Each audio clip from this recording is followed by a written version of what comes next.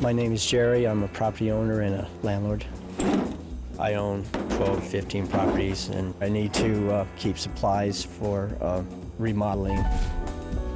Lots of lumber and boards and bricks and toilets, and a lot of stuff that turns into junk.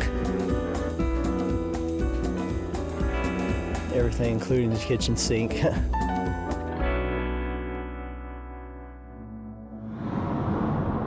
I'm Scott, and I'm Jerry's son. My dad has always been a hoarder. When I was 13, I knew it was overboard, and I thought he was just trying to stock his supplies or something, and turns out it ended up taking over his house. Now, he's pretty much filled the entire lot. It's just stacked everywhere. Like a junkyard almost. My name is Karen, and I'm Jerry's sister.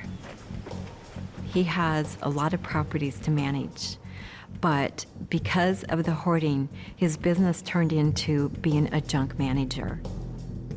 Several years ago, the city started citing me for clutter in the yard. I've been told by the city that the property could be declared a public nuisance.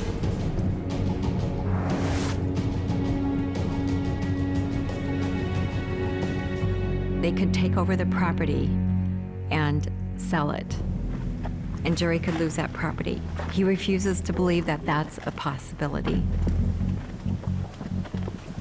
I can't imagine it happening. This has been my home for so many years. If I lost this house, it would be devastating.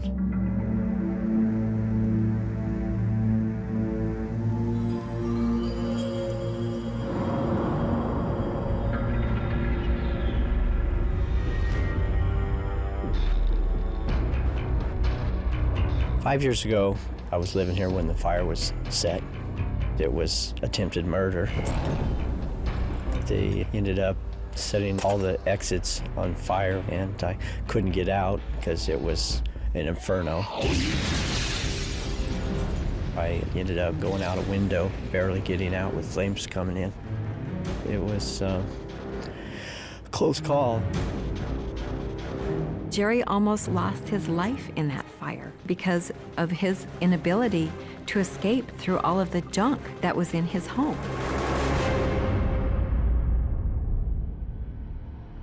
It breaks my heart to see my house like this. I would like to, at some point, remodel the place and move back in. He does not have time nor the resources to rebuild that property. That property needs to be leveled.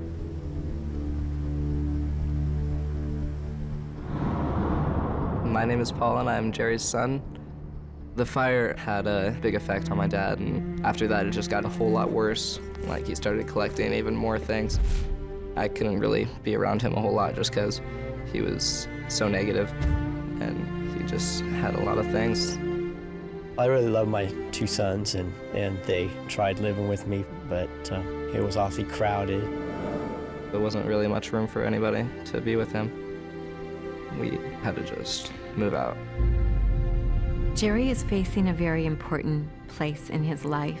He can either make the choice to deal with his hoarding, to clean up this property and bring it to code, or he can choose to not do so and risk losing the entire property.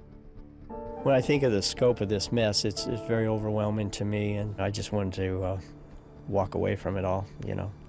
He just doesn't want to think about all the work he has to do. And I don't know, he's a bit overwhelmed, but I feel like he can just get rid of it anytime. He just hasn't chosen to.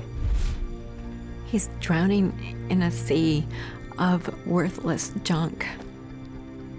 And I don't want to see him die this way.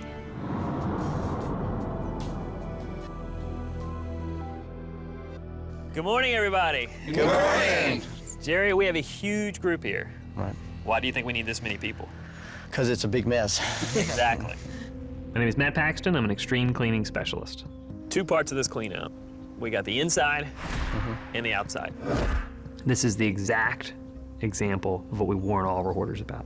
We say, if your house burned down, it would burn so much you couldn't save anything. Well, guess what? Here it is. The firemen couldn't go into the house and save anything because it was full. We've got to hustle today. Right. Do you have any questions for all of us? No. He knows this is his last chance. This is a very real, very serious crisis. All right, everybody ready to go? Ready? All right, let's do this. Great.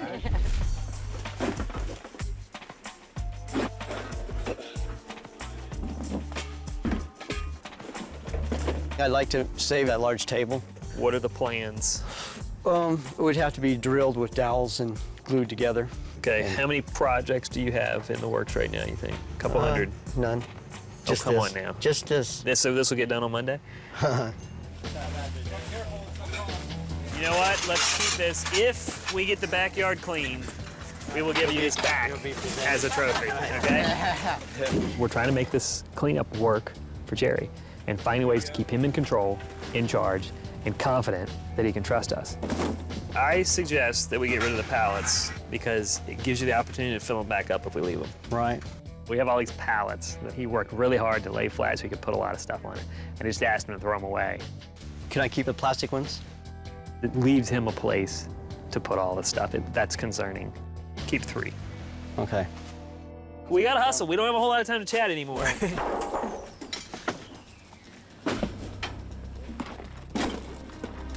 I see a lot of like lemon yellow sofas and stuff. Yeah, I don't know. 70s? Probably. Yeah. Yeah. Matt? Yes. My foot just went through the floor. So what happened? You just walked right in and your foot went right through the floor? My foot just sunk down into the floor. Okay. This is the reality of this house, man. So you got water damage as well as smoke Firemen damage. spent an hour or two dousing the fire. And how long ago was the place catch on fire? 5 years. 5 years ago. Still damp, huh? Yeah, I mean, look. Gee whiz.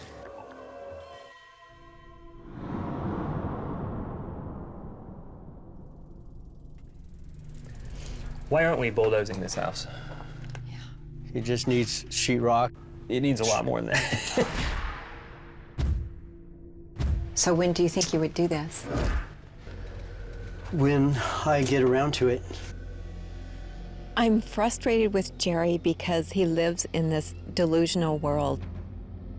It would be much less costly to bulldoze a house than to fix this up. Well, I think you're unreasonable in some things. I try to help him, and he sees it as me trying to hurt him. It's really hard to continue to try to help him when he thinks I'm trying to make his life worse. We are standing in a room that is ruined. And you do believe that you can save this. Well, I've been a sheetrocker. I've sheetrocked. Jerry, there's nothing you can't do. I believe that. What I'm getting concerned about is that your plans outweigh your lifetime. I'm Dr. Michael Tompkins, and I specialize in the treatment of anxiety disorders and hoarding behavior. Given what you've been through and how difficult it is for you to move an agenda ahead, I'm kind of wondering if you're going to really do it.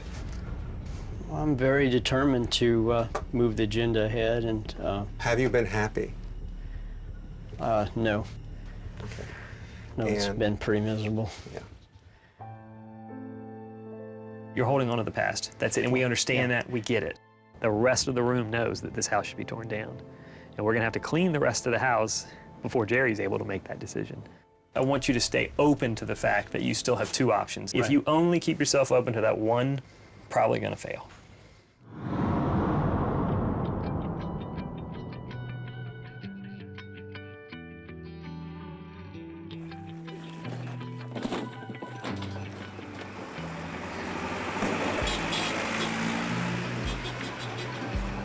How many truckloads of stuff did you guys take? Today was 10, so we were 24 trucks of 48,000 pounds. 48,000 pounds left your property. Yeah. I don't know that we've totally averted the crisis.